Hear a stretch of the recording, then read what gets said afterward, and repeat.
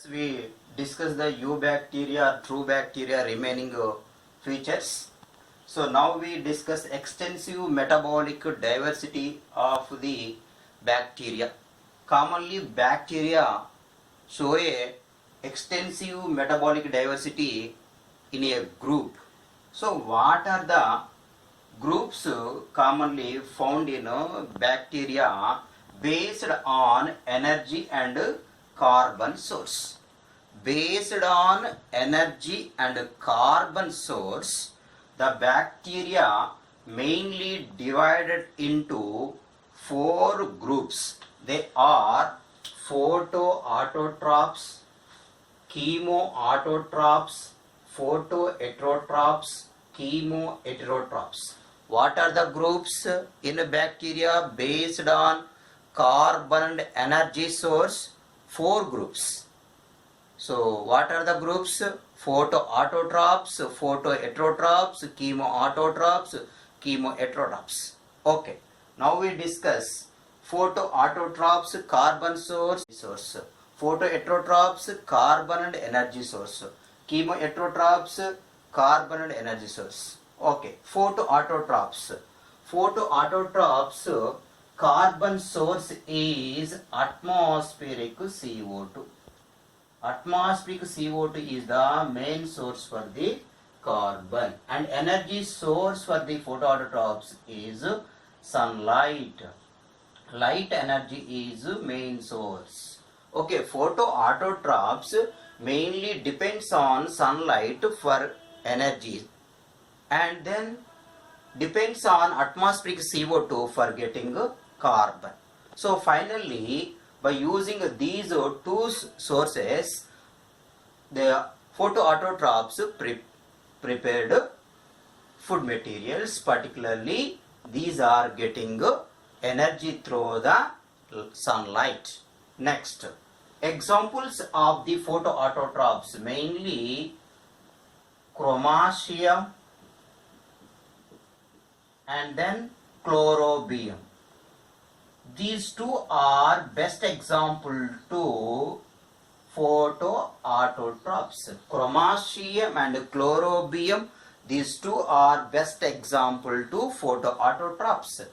Next we go for chemoautotrophs, are also called chemosynthetic autotrophs. These are mainly covered in NEET and other competitive exams. Okay, chemosynthetic autotrophs.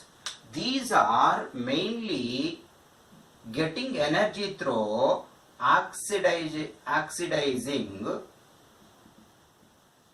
inorganic nutrients. These are mainly oxidizing inorganic nutrients. What are inorganic nutrients? You know, the nitrates are inorganic nutrients, and then nitrites are inorganic nutrients. Ammonia is inorganic nutrient. So what are oxidizing?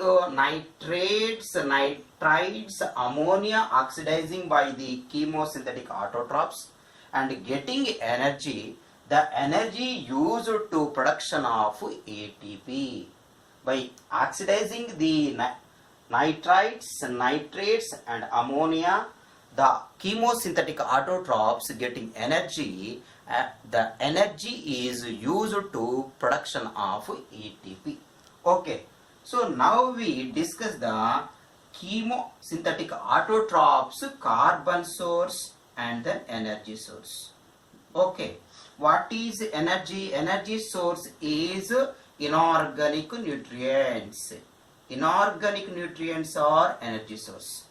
Carbon source, atmospheric CO2. Carbon source is the atmospheric CO2. Energy source is the inorganic nutrients. Give example to the chemosynthetic autotrophs. Examples: Nitrosomonas. What is the first example? Nitrosomonas or Nitrosococcus. Nitrosomonas or Nitrosococcus, and then nitrobacter.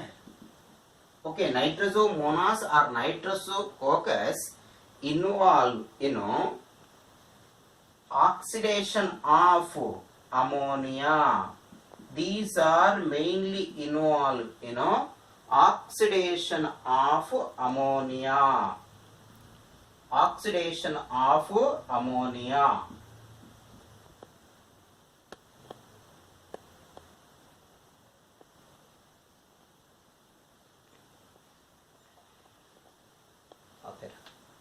Mainly nitrosomonas, nitrococcus, nitrobacter. These are involved in oxidation of ammonia and nitrite. Okay, how these are oxidized the ammonia? Just we observe the ammonia. Yes, this ammonia is oxidized in the presence of nitrosomonas. The presence of nitrosomonas or nitrococcus. Nitrococcus. In the presence of nitrosomonas, ammonia oxidized into nitrite, and then the nitrite, what this is nitrite, the nitrite oxidized into nitrate in the presence of nitrobacter. In the presence of nitrobacter, nitrite oxidized into nitrate. In the presence of nitrosomonas, ammonia oxidized into nitrite. In the presence of nitrococcus, ammonia oxidized into nitrite. So finally, what are oxidized? Inorganic nutrients are oxidized. By inorganic nutrients oxidation, the chemosynthetic autotrophs get energy. This energy is used to producing ATP. Okay. Next. So what we discuss? The chemosynthetic autotrophs examples are nitrosomonas and nitrococcus, nitrobacter. Then on next group, photoheterotrophs. So what are the main source for the photoautotrophs? Carbon source is mainly organic matter. And then energy source is mainly light. What is carbon source of photoautotrophs? Organic matter. And then what is energy source of the photoautotrophs? Light. So based on carbon and energy source, the photoautotrophs prepared their requirements.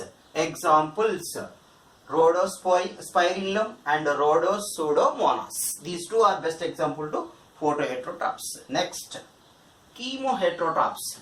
These are not depends on light for energy. These are not depends on atmospheric CO2 for carbon.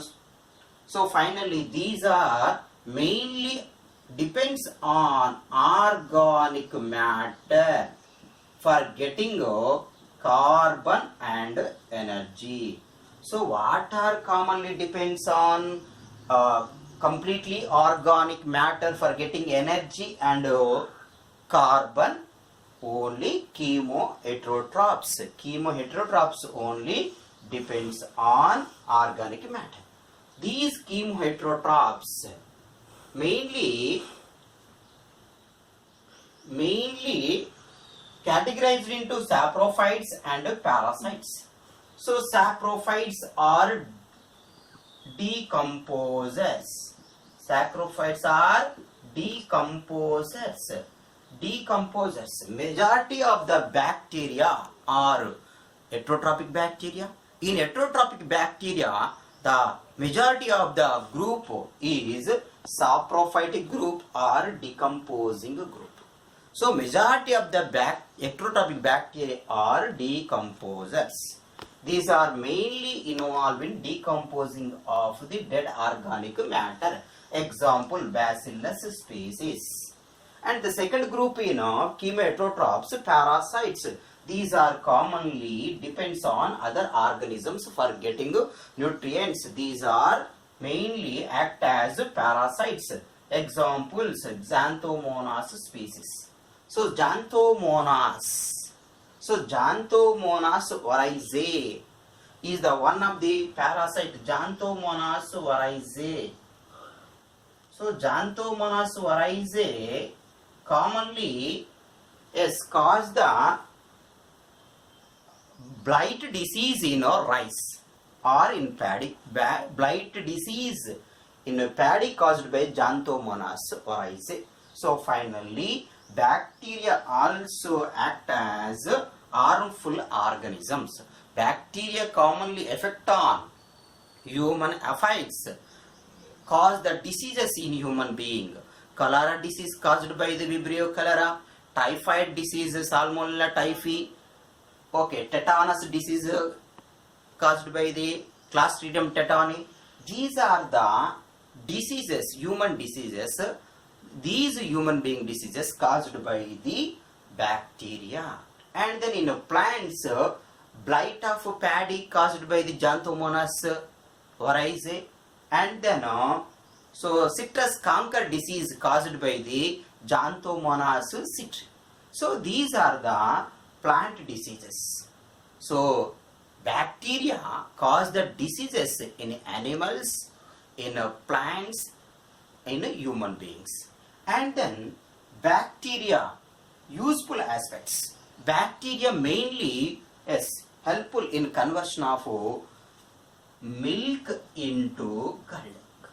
So milk into curd. So now the lactic acid bacteria is useful in conversion of milk into curd. It commonly releases lactic acid that helps in conversion of milk into curd. And other bacteria, the E. coli bacteria. E. coli bacteria commonly present in our colon is also control the pathogenic effect of pathogens or pathogenic microorganisms. Okay, finally, some of the bacteria are useful bacteria, some of the bacteria are harmful bacteria. So these bacteria are called friends and foes of man. What are bacteria? Bacteria are friends